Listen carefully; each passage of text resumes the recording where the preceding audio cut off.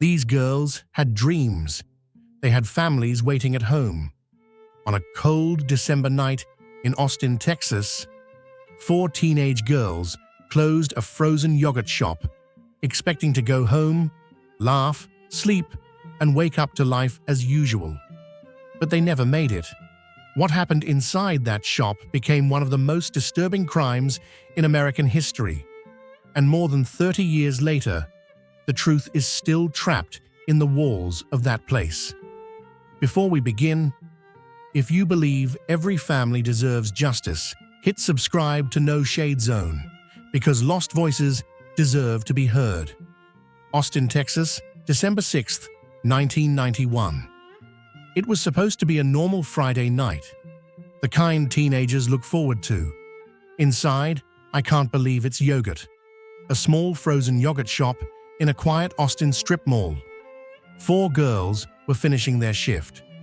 Jennifer Harbison, 17, cheerful, responsible, the kind of girl who held her family together. Sarah Harbison, 15, Jennifer's younger sister, full of jokes and innocent mischief. Eliza Thomas, 17, shy, hard-working, loved animals more than people. Amy Ayers, 13, the baby of the group, allowed to tag along for fun. They giggled while stacking chairs and cleaning the counters, teenage energy filling the room. Christmas was coming. The air felt light and hopeful. Their parents waited for them at home. The girls' futures waited too. None of them knew this would be their final night alive. Around 10 p.m., a friend stopped by. He remembered the girls laughing near closing time. Nothing seemed strange. No fear, no threats, just teenagers being teenagers. Before locking up, they took out the shop's trash. They straightened the tables. They turned off the neon sign. A simple night, an ordinary moment, right before the extraordinary horror. Jennifer and Sarah's mother, Barbara, waited at home, slippers on, porch light glowing. She kept glancing at the clock. 10:30 p.m., normal, 11 p.m. Maybe they stayed after with friends. 11:30 p.m., anxiety started creeping into her bones. A mother's intuition is a powerful alarm. She called the yogurt shop. No answer. She called again. Nothing. She asked a family friend to drive over and check. He arrived near midnight. The shop was dark, the front door unlocked, and a set of keys still in the lock, hanging like a frozen warning. Inside, he saw nothing unusual from the front. Everything looked clean, calm, normal. He assumed the girls simply forgot to lock up. He turned off a few lights, pulled the door shut, and drove away. He didn't know that the bodies of all 4 girls were lying just a few steps away, hidden in the back. It wasn't until 4 a.m., when police responding to a fire broke inside, that the truth was exposed. The shop was covered in smoke and flame, a fire set to erase evidence. Behind the counter, in a pile, were the burnt, bound, and executed bodies of the 4 girls, murdered before being set on fire.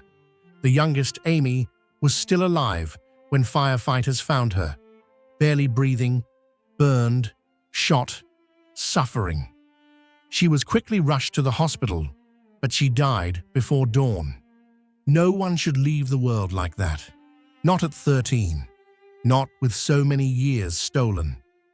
When the news broke, Austin, a safe, peaceful city, couldn't breathe. Parents hugged their children tighter. Teenagers avoided night shifts. Doors were locked before the sun went down. Reporters swarmed the small yogurt shop. Cameras flashed. Headlines screamed, "Horror in Austin, 4 girls murdered." Police promised justice. Families prayed, and an entire community demanded answers. Barbara Harbison, mother of Jennifer and Sarah, broke the city's heart. She said, "I kissed them goodnight before they left. I didn't know. It was goodbye. Every December, she would put up Christmas lights, but the brightest part of her life would never come home again. Amy's parents cried through every interview. A child, youngest among them, tortured last. Eliza's family kept her room untouched, as if she would walk through the door again someday. 4 families with 4 empty chairs at the table, 4 futures gone, 4 reasons for justice. Who did this? Police found a .22 caliber handgun was used. Evidence of sexual assault. Accelerants used to start the fire. But fingerprints? DNA? Witnesses? Nothing solid enough. Detectives tried hundreds of leads. Names were thrown at them daily. The killers had vanished into the night. Austin didn't sleep that night. Parents waited in living rooms with lights still on, holding phones that refused to ring. The Harbison's home, once filled with the sounds of sisters laughing and teasing each other, now sounded like an empty church, silent, sacred, terrifying. Just hours earlier, they thought their daughters were safe, working a simple job, serving yogurt, planning tomorrow. Now, detectives were at their door, faces pale, as if the horror clung to them like smoke. When police knocked, Barbara Harbison opened the door, already crying. She knew. A mother always knows. But she asked anyway, voice trembling, "Are my babies okay?" Detective voices cracked with grief. They told her the truth no parent should ever hear. Barbara collapsed. Her husband caught her before she hit the ground, but no one could hold up her heart. She kept screaming, "Why them? Why my girls?" Her world shattered so violently, there was no putting it back. The Austin Police Department formed a dedicated team. Dozens of detectives, thousands of hours. But very early, they realized they were in trouble. The fire had wiped out fingerprints. DNA was degraded by heat. Clothing was destroyed. A crime scene turned into ashes. One officer whispered, the fire was the real weapon. Meanwhile, reporters circled like hawks outside the charred yogurt shop. Cameras zoomed in. Microphones waved in grieving faces. The community wanted answers right now. Police promised justice, but promises cannot solve a nightmare. Funerals were held back to back. 2 sisters buried side by side. 2 best friends laid to rest too soon. 4 caskets, too small, too early. Thousands attended. Strangers cried with family. Austin became one family grieving together. Teachers spoke about the girls' futures. Jennifer planning for college, Sarah dreaming of becoming a vet tech, Eliza wanting to care for animals, Amy, just 13, still discovering who she'd become. Future weddings, careers, love, adventures, all erased. People left the funerals with a new fear. If this can happen to them, it can happen to any of us. Days passed, then weeks, then months. Every lead turned into dust. Witnesses remembered nothing. Cameras were rare in 1991. None pointed at the shop. Police felt like they were chasing ghosts.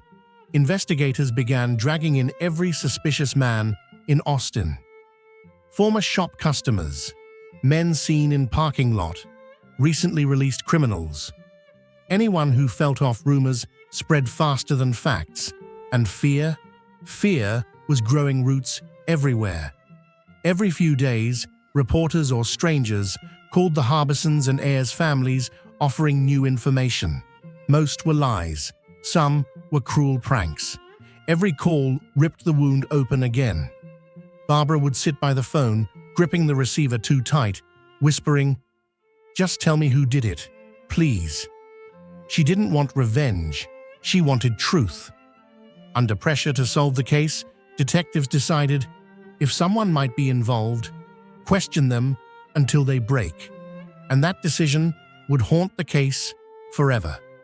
2 young men, Robert Springsteen and Michael Scott, were questioned aggressively. Hours turned into a full day. They were told evidence existed against them. They were shown false details. They were pushed into dark mental corners. Eventually, they confessed. Except nothing they said matched the evidence correctly. They changed their stories repeatedly. They couldn't identify weapons or positions correctly. They didn't even know the correct layout inside the shop. Still, frustrated detectives thought, confessions equals case solved.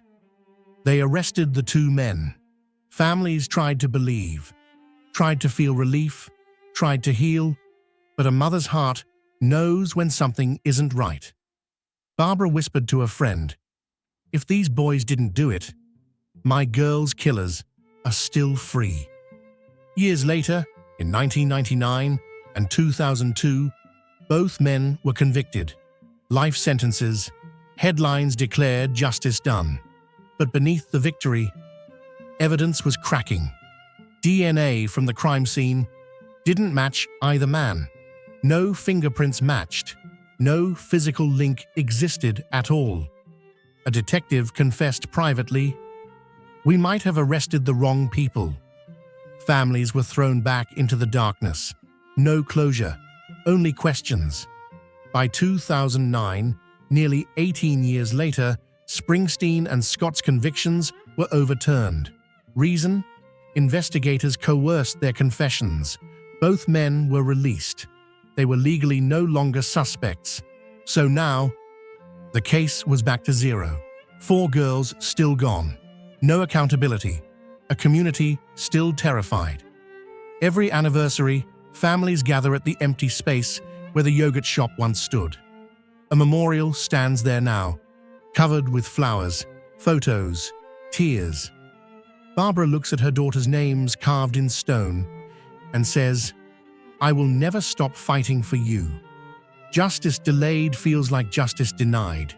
And in Austin, justice has been missing for over 3 decades. Years rolled by like a slow-moving nightmare. Birthdays passed with no candles to blow out. Christmas mornings with stockings left untouched. 4 families kept living, but never healed. And Austin never forgot. Detectives retired. New ones took their place. The case file grew thicker, but justice stayed silent. By the 2020s, technology had evolved dramatically. Forensic experts returned to tiny pieces of DNA recovered despite the fire. New testing methods allowed deeper analysis, something impossible in the 90s. And finally, a breakthrough came. In late 2025, Austin police publicly announced they had identified a new suspect using DNA evidence. That DNA led them to a man with a violent history. His name, Robert Eugene Brashers, a serial offender already linked to attacks in multiple states. A dangerous drifter with a long record of violent crimes against women and girls. This man had hidden in the cracks of America. He died by suicide in 2008, long before DNA tied him to the Austin yogurt shop murders, which meant even if he was guilty, he would never face a courtroom, never see a prison cell, never answer to the families. Justice, once again, slipped away.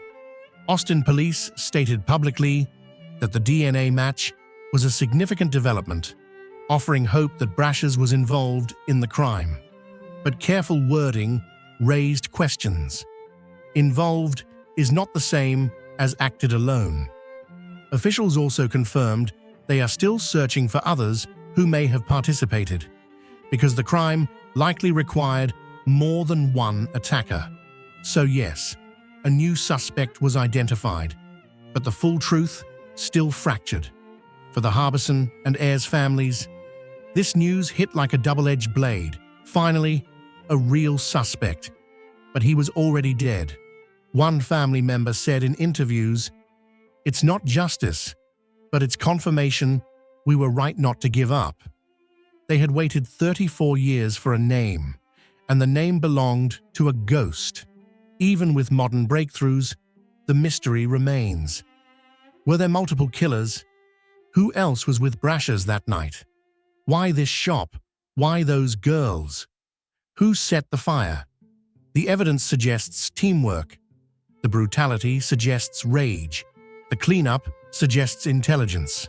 And yet, no clear motive has ever been found.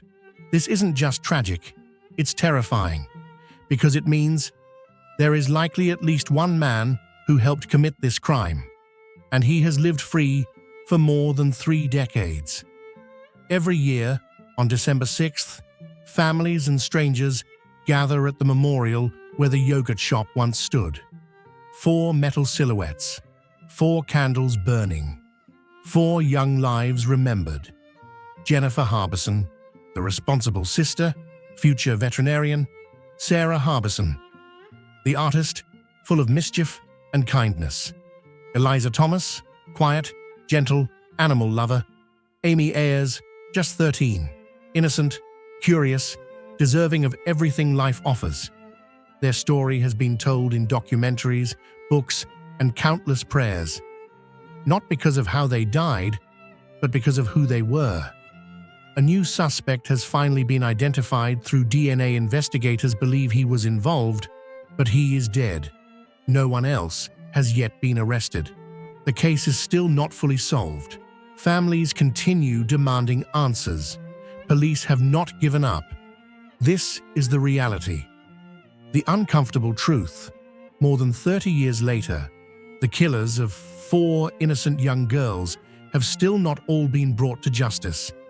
And until every responsible person is named, this case remains a wound that never closes. They never came home, Austin's most terrifying unsolved crime. Real events, real heartbreak, real injustice,